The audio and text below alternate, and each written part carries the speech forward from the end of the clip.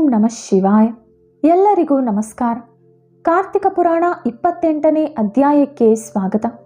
ಈ ವಿಡಿಯೋದಲ್ಲಿ ಅಂಬರೀಷ ದೂರ್ವಾಸ ಮುನಿಯನ್ನು ಪೂಜಿಸಿದ ವಿಧಾನ ಹಾಗೂ ದ್ವಾದಶಿ ಪಾರಣೆಯ ಬಗ್ಗೆ ತಿಳಿಸಿಕೊಡ್ತೀನಿ. ಆದರೆ ಅದಕ್ಕೂ ಮುಂಚೆ ನೀವಿನ್ನೂ ನಮ್ಮ ಚಾನಲನ್ನು ಸಬ್ಸ್ಕ್ರೈಬ್ ಮಾಡಿಕೊಂಡಿಲ್ಲ ಅಂದರೆ ಖಂಡಿತ ಈಗಲೇ ಸಬ್ಸ್ಕ್ರೈಬ್ ಮಾಡ್ಕೊಳ್ಳಿ. ಹಾಗೆ ಹೊಸ ವಿಡಿಯೋ ನೋಟಿಫಿಕೇಷನ್ಸ್ಗಾಗಿ ಪಕ್ಕದಲ್ಲಿರೋ ಬೆಲ್ ಐಕಾನ್ ಕ್ಲಿಕ್ ಮಾಡ್ಕೊಳ್ಳೋದನ್ನು ಮಾತ್ರ ಮರಿಬೇಡಿ. ಹಿಂದಿನ ಎಪಿಸೋಡ್ನಲ್ಲಿ ಸುದರ್ಶನ ಚಕ್ರ ಅಂಬರೀಷನಿಗೆ ಅಭಯ ಕೊಟ್ಟು ಆಶೀರ್ವಾದ ಮಾಡಿ ದೂರ್ವಾಸ ಮುನಿಯನ್ನು ಕ್ಷಮಿಸಿ ಭಕ್ತಕೋಟಿಗೆ ದರ್ಶನ ಕೊಟ್ಟು ಅಂತರ್ಧಾನವಾಯಿತು.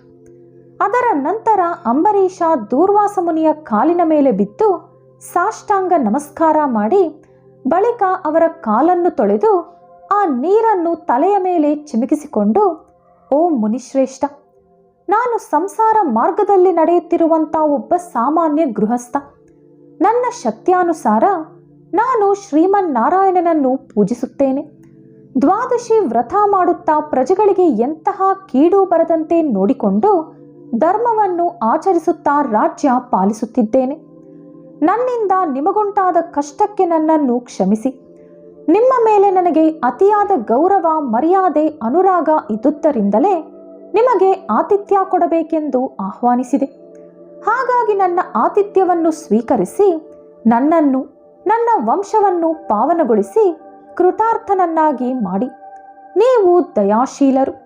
ಕೋಪದಿಂದ ನನ್ನನ್ನು ಶಪಿಸಿದರೂ ಮತ್ತೆ ನನ್ನ ಮನೆಗೆ ಬಂದಿದ್ದೀರಿ.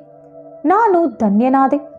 ನಿಮ್ಮ ಆಗಮನದಿಂದ ಶ್ರೀ ಮಹಾವಿಷ್ಣುವಿನ ಸುದರ್ಶನ ಚಕ್ರ ನೋಡುವ ಭಾಗ್ಯ ನನಗೆ ಕಲುಗಿತು.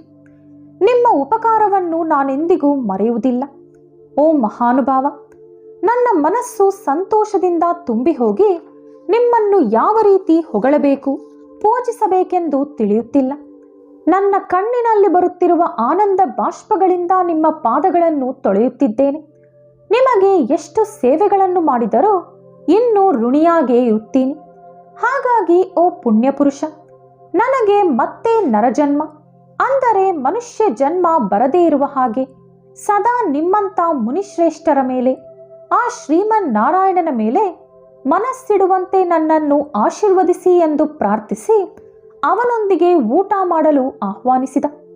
ಈ ರೀತಿ ಅವರ ಕಾಲಿನ ಮೇಲೆ ಬಿದ್ದು ಪ್ರಾರ್ಥಿಸುತ್ತಿದ್ದ ಅಂಬರೀಷನನ್ನು ಆಶೀರ್ವದಿಸಿ, ರಾಜ, ಯಾರು ಇತರರ ನೋವನ್ನು ನಿವಾರಿಸುತ್ತಾರೋ, ಇತರರ ಪ್ರಾಣ ಕಾಪಾಡುತ್ತಾರೋ, ಯಾರು ಶತ್ರುಗಳಿಗಾದರೂ ಶಕ್ತಿಯಾನುಸಾರ ಉಪಕಾರ ಮಾಡುತ್ತಾರೋ ಅಂಥವರು ತಂದೆಗೆ ಸಮಾನರು ಎಂದು ಧರ್ಮಶಾಸ್ತ್ರಗಳು ಹೇಳುತ್ತಿವೆ. ನೀನು ನನಗೆ ತುಂಬ ಹಿಡಿಸಿದೆ. ತಂದೆಯೊಂದಿಗೆ ಸಮಾನನಾಗಿರುವೆ. ನಾನು ನಿನಗೆ ನಮಸ್ಕರಿಸಿದರೆ ವಯಸ್ಸಿನಲ್ಲಿ ನೀನು ನನಗಿಂತಲೂ ಚಿಕ್ಕವನಾಗಿರುವುದರಿಂದ ನಿನ್ನ ಆಯಸ್ಸು ಕ್ಷೀಣಿಸುತ್ತದೆ. ಅದೇ ಕಾರಣದಿಂದಲೇ ನಿನಗೆ ನಮಸ್ಕರಿಸುತ್ತಿಲ್ಲ. ನೀನು ಬೇಡಿದ ಆ ಚಿಕ್ಕ ಬೇಡಿಕೆಯನ್ನು ತಪ್ಪದೆ ಈಡೇರಿಸುತ್ತೀನಿ. ಪವಿತ್ರ ಏಕಾದಶಿ ವ್ರತ ಮಾಡುತ್ತಿದ್ದ ನಿನಗೆ ಮನಸ್ತಾಪ ಉಂಟು ಮಾಡಿದ್ದಕ್ಕೆ ನಾನು ತಕ್ಕ ಪ್ರಾಯಶ್ಚಿತ ಅನುಭವಿಸಿದೆ. ನನಗೆ ಸಂಭವಿಸಿದ ಆಪತ್ತನ್ನು ಪಾರು ಮಾಡಿಕೊಳ್ಳಲು ನೀನೇ ನನಗೆ ಕೊನೆಗೆ ದಿಕ್ಕಾದೆ. ನಿನ್ನೊಂದಿಗೆ ಊಟ ಮಾಡುವುದು ನನ್ನ ಭಾಗ್ಯ ಎಂದು ದೂರ್ವಾಸ ಮುನಿ ಹೇಳಿ ಅಂಬರೀಷನ ಕೋರಿಕೆಯ ಪ್ರಕಾರ ಪಂಚಭಕ್ಷ ಪರಮಾನ್ನವನ್ನು ಸಂತೃಪ್ತಿಯಿಂದ ತಿಂದು ಅವನ ಭಕ್ತಿಯನ್ನು ಮೆಚ್ಚಿಕೊಂಡು ಅಂಬರೀಷನನ್ನು ಆಶೀರ್ವದಿಸಿ ಅಲ್ಲಿಂದ ಅವರ ಆಶ್ರಮಕ್ಕೆ ಹಿಂದಿರುಗಿದರು. ಈ ಇಡೀ ಸಂಘಟನೆ ಕಾರ್ತಿಕ ಶುದ್ಧ ದ್ವಾದಶಿ ದಿನದಂದು ನಡೆಯಿತು.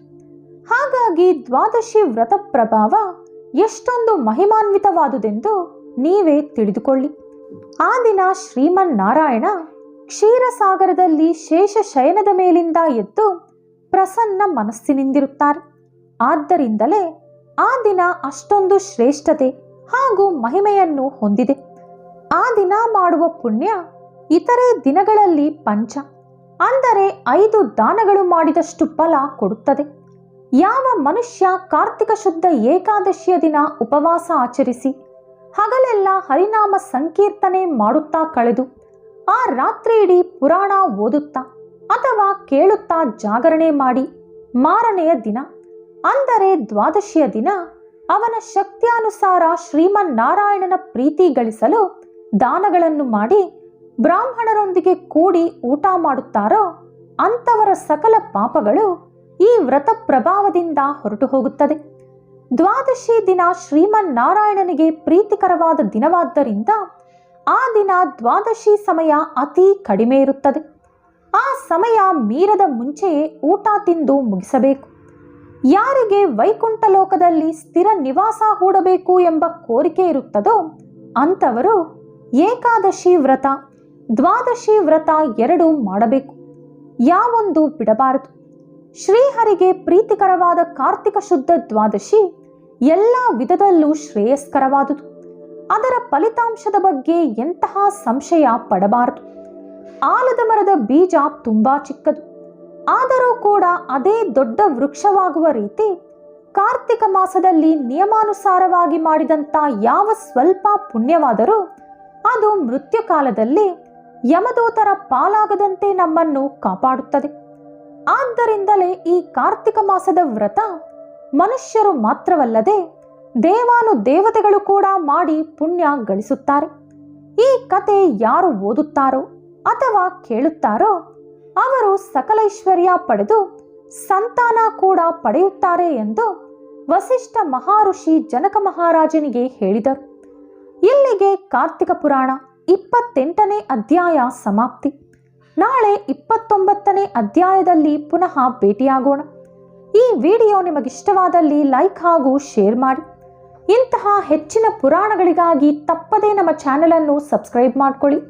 ಮತ್ತೊಂದು ಕುತೂಹಲಕಾರಿ ಮಾಹಿತಿಯೊಂದಿಗೆ ಪುನಃ ಭೇಟಿಯಾಗೋಣ. ಧನ್ಯವಾದಗಳು.